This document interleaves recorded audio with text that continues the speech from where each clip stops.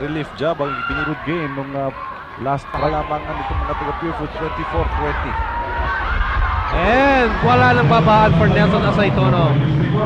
That should bring the confidence of Balingit to a higher status, but Patrimonio's level is definitely on a high note. Evangelista Asaytono, he rings the bell.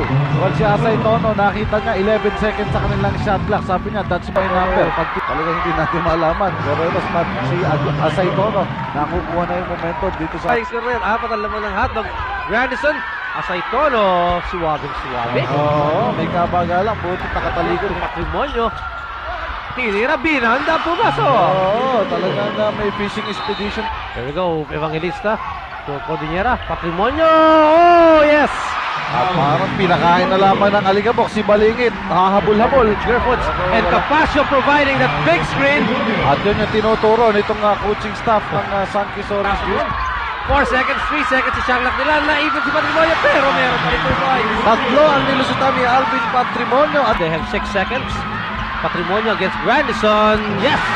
At ang rampage ng Purefoot Center. Mintis na naman pero siya rin nakakuha. Nelson Asaytono.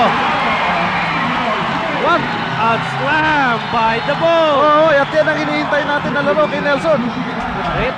Pero 5 and Asaytono once again. Oo, kamuka. At ngayon, balik na naman with those back shots of Nelson Asaytono. Napakalakas.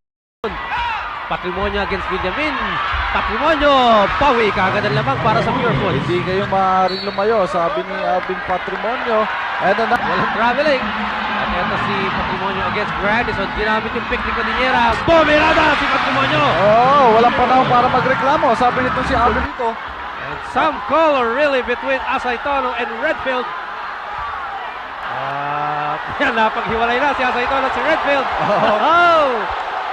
Sabi ni Asaytono, sa amin. At magkatabi pa sila for the rebound play. Nag-uusap pa rin.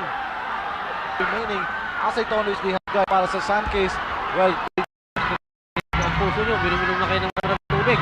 Racela! Patik! clutch hit! Galing kay Olsen Racela.